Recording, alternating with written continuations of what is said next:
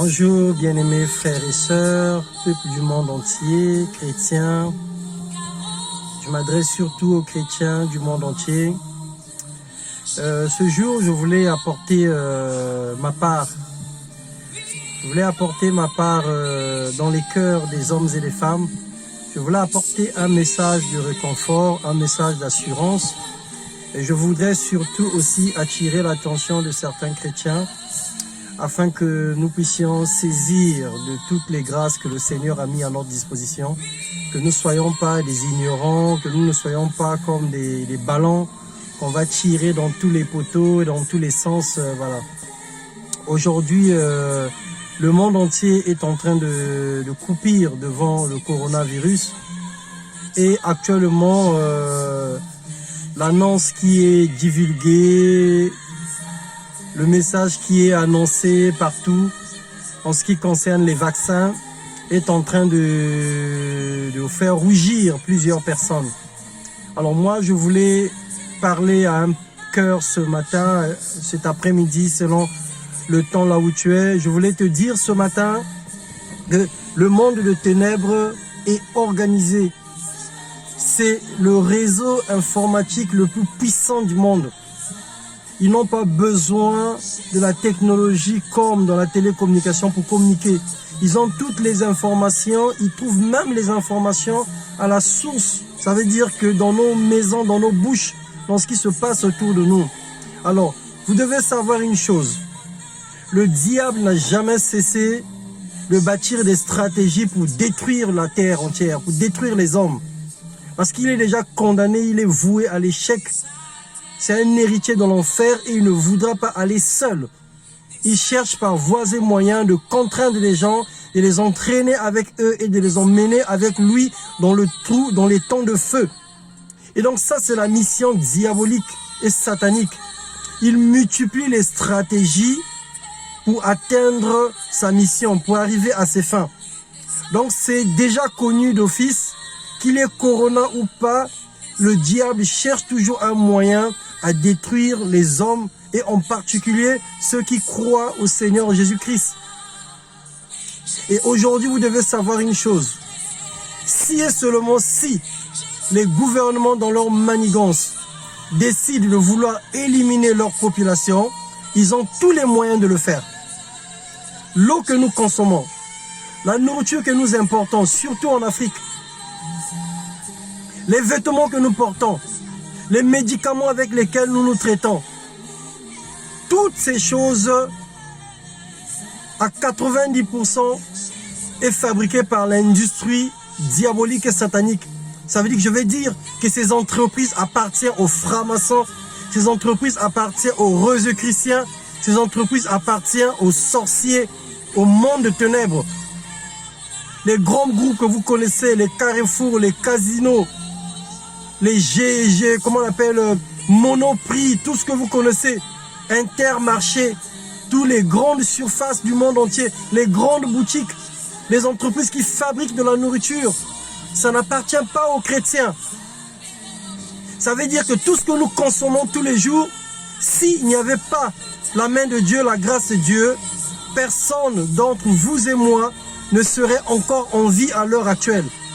Ils ont la capacité d'empoisonner même une simple boîte de sardines ou de l'eau pour éliminer des millions et des millions de personnes dans le monde entier.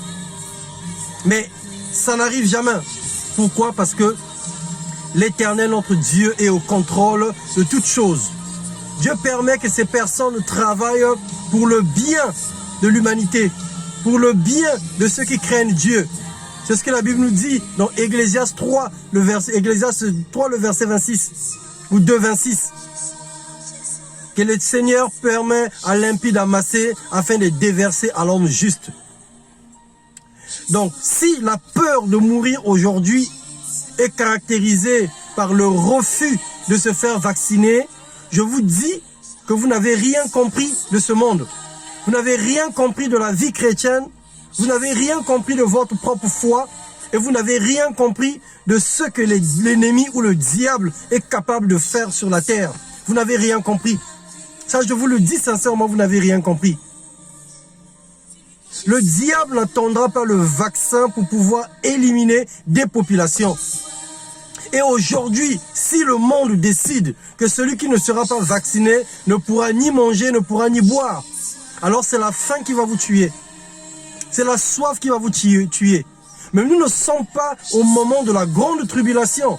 Attention, nous ne sommes pas au moment de la grande tribulation où nous serons sauvés. Néanmoins, si nous persévérons par la persécution, nous ne sommes pas dans cette époque. Relisez bien vos Bibles. Si nous étions dans cette époque, oui, je préfère mourir de soif et de faim pour rentrer au ciel.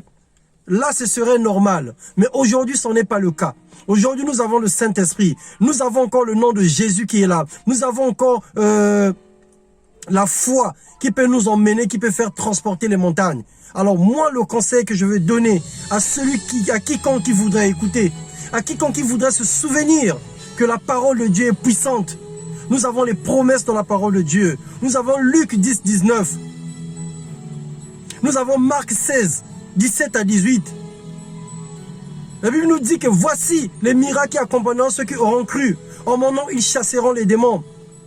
Ils saisiront les serpents. Et même s'ils boivent quelques beuvages mortels, ils ne leur feront point de mal. Alors, est-ce que vous avez oublié les promesses de Dieu? Est-ce que vous avez oublié la parole de Dieu? Est-ce que vous avez oublié ce que le Seigneur nous a laissé comme héritage? Est-ce que vous avez oublié tout ce que le Seigneur a promis à son peuple? Il a dit, même si vous buvez les beuvages mortels, il ne vous fera point de mal. Le Seigneur nous a fait la promesse. Et nous devons saisir cette promesse.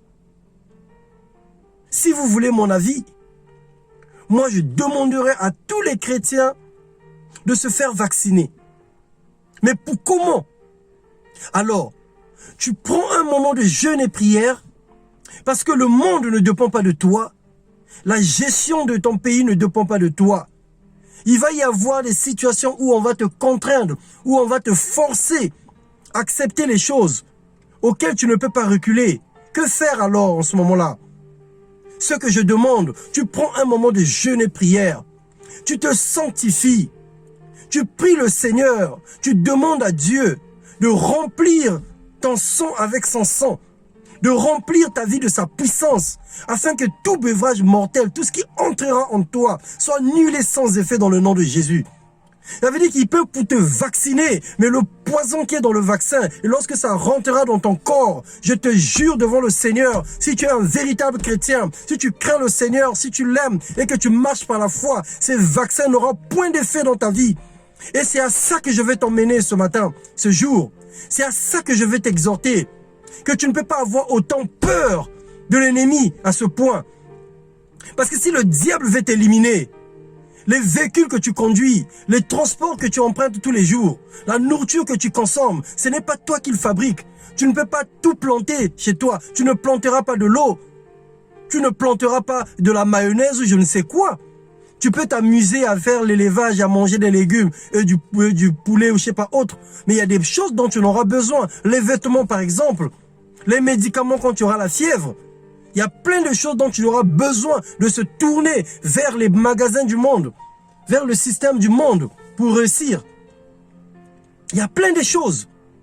Alors, qu'est-ce que le Seigneur nous recommande? De rendre grâce en toutes choses. Avant de manger quoi que ce soit, tu dis merci au Seigneur. Tu recommandes ton repas. Avant de faire chaque chose, on le recommande entre les mains de Dieu. Quels que soient les plans, quelles que soient les missions diaboliques et sataniques, nous serons sains et saufs jusqu'à ce que le